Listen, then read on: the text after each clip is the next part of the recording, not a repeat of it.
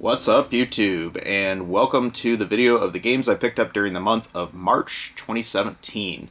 Did a little bit of travel this month. I got to go to Phoenix, Arizona, as well as Indianapolis, Indiana. So a lot of the stuff I picked up was on the road because I really didn't find a whole lot of stuff locally this month. So with that being said, let's go ahead and get started. I'm going to talk about the games I got for Sega systems first.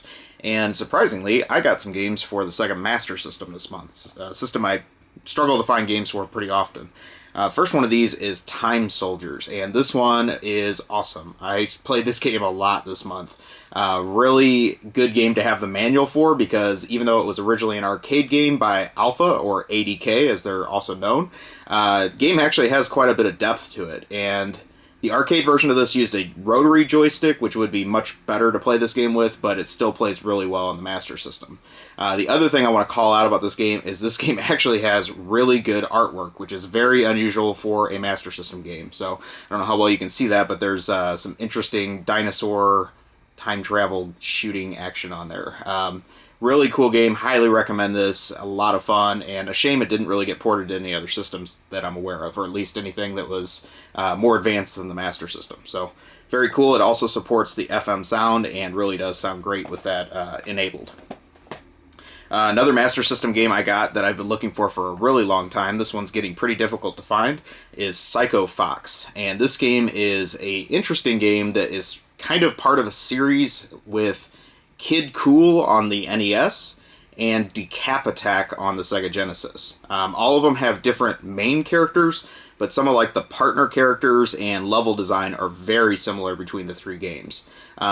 Interesting platformer, pretty difficult, I will say. Boss battles are nice and big, very colorful. Music's a little blah, but very happy to get this game. I've been looking for it for a really long time. I think this was one of the later Master System releases, so that's one of the reasons why you don't see this one too often. And then the final thing I got for the Master System is a game I can't really truly enjoy yet, is Maze Hunter 3D. This one supports the 3D glasses, and I've played this at a friend's house who does have the 3D glasses, and this game really does make great use of the 3D effects. This one is one I definitely want to get the 3D glasses for, because it just has a very neat depth to the gameplay. So, very cool game, and I think this one's a little bit underrated as far as Master System games go. So, looking forward to trying that out here shortly. One game I got in Phoenix that was a upgrade to a loose copy I had is one of my all-time favorite games, of course, which is Bubble Bobble. And in this case, this is a complete copy of the Sega Game Gear version. This is very, very difficult to find, and extremely happy to have this in my collection of Taito games. One thing that's really cool about the Master System and the Game Gear version of this game is that it actually has a second 100 levels after the initial 100 levels. So just really nice expanded version of Bubble Bobble that some of the other versions don't get. Very cool artwork on it, and like I said, very happy to have this in my collection. And then the last Sega System game I got this month was for the Sega CD, and that is Heart of the Alien. And this is Out of This World Part 1 and Part 2. So Part 1 was on the Genesis, Part 2 is exclusive to this pack. I don't really know why they rebranded the whole game, considering it's kind of a compilation, but very cool, looking forward to this one. Heard some good things about this one as well. So I think this was one of the early Polygon-style games, you know, that kind of thing. Very innovative in its style of graphics. So, looking forward to trying that, and pretty cool artwork on the cover. Next, I'll talk about some portable systems I got games for. So, first thing I got was a game for the original Game Boy, and that is Bubble Ghost.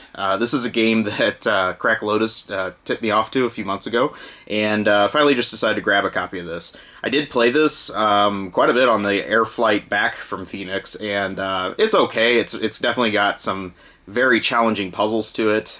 Just the action puzzle game, and I don't know, it's quirky, it's kind of cool. I'd recommend it if you can get it cheap. I got a loose manual for one of my Game Boy games, and that is for Bonk's Adventure, and this is the early Hudson Soft version of this game.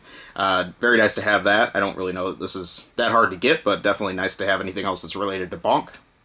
And then I got some games for the Game Boy Advance that are all complete in box this month. So the first one of those is Virtua Tennis. Yes, this game actually did come out on the Game Boy Advance, and I'm looking forward to trying it. I'm sure it's very different than its Dreamcast sister game, but this is one of those just weird things that Sega decided to port to the Game Boy Advance, so hopefully it'll be decent.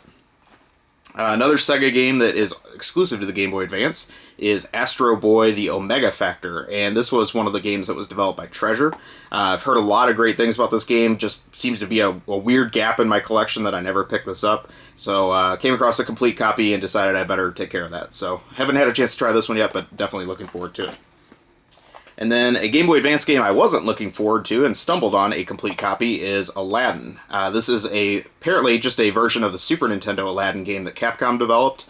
I don't really have a huge nostalgia for that game, but it's kind of weird that this came out on the GBA and actually pretty late in its life. So this seems to be pretty valuable, surprisingly, and I got it very cheap. So, like I say, just a lucky find there. And then the last Nintendo portable game I got is for another system I hardly ever find games for, and that is the Virtual Boy. That is a complete copy of Mario Clash, and essentially this is the original arcade Mario Brothers, but updated for the Virtual Boy with some extra features. I really get a big headache when I play my Virtual Boy, so I haven't tried this one yet either, but looking forward to that as soon as I can stomach the pain of playing it. Then we'll talk about another Nintendo cartridge game, and that is Secret of Evermore for the Super Nintendo. Believe it or not, I have never played this game. This was a huge gap in my Super Nintendo collection, and I've heard great things about this game. Really don't know why I never bought it, but definitely looking forward to checking this one out. And then my other unusual find for a Nintendo system this month was a box and manual for Death Race on the NES. This is one of the 3 unlicensed games by AGCI for the NES, and they're all kind of strange, like, very violent games that Nintendo probably wouldn't have approved for themselves.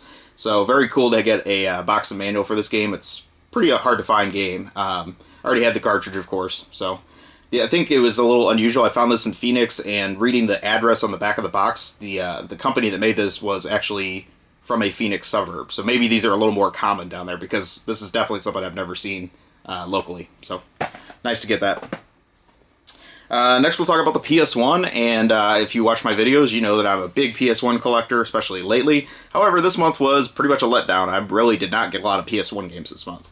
First one of these you've already seen in one of my other videos if you watched it, and that is Street Fighter EX Plus Alpha, the Fighters Edge version of this. This was the last game I needed for the Fighters Edge subset. This was a huge pain in the ass to find, and very happy to finally get this in my collection. So, not a great game by any means, but definitely a very hard to find variant for the system.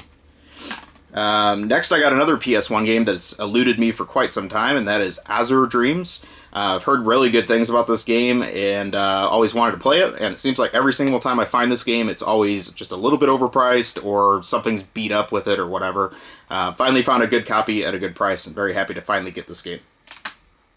And the last PS1 game I got this month is another one that you're going to be very surprised that I have never owned before, and that is the original Silent Hill. Got a nice black label copy of this game, and looking forward to finally checking out what this game's all about. I've actually really played nothing in the series other than maybe a demo of like part 2 or something like that. So yeah, looking forward to seeing what all the hype is about with Silent Hill. Definitely a little bit behind the times there. Then we'll talk about some Sony systems, and ultimately that's it for this month. It wasn't a huge month of pickups, but I think I got some pretty decent stuff. I got a PSP game, and that is SNK Arcade Collection Volume 1. This is the same compilation that you can also get on the Wii and the PS2. And the PSP actually has that import-only SNK Volume 0 that I already have. That has some really good, unique stuff. But I figured I might as well get this one also for the PSP so I can play this on the go. Really great compilation. It's a shame that we never got Volume 2 and beyond, but has a lot of those great Neo Geo titles on it. And then, ultimately, the last things I got were some stuff for my PS4. These are all new, and I got these for my birthday, so just want to go ahead and show these. Haven't had a chance to even open these up yet. First one of those is the Pac-Man Champion Edition 2 compilation. And ultimately, one of the reasons I wanted to get this is because it has original Galaga in HD. Don't really know if it's a great port or not, but we'll definitely find out, and hopefully that one's good, as well as the Pac-Man that's included on here too. The other thing I got for PS4 is the Ultimate Marvel vs. Capcom 3. That is a GameStop exclusive. I figured this will probably be difficult to find in the future. I already had it on the Xbox 360, but I like the artwork on this one.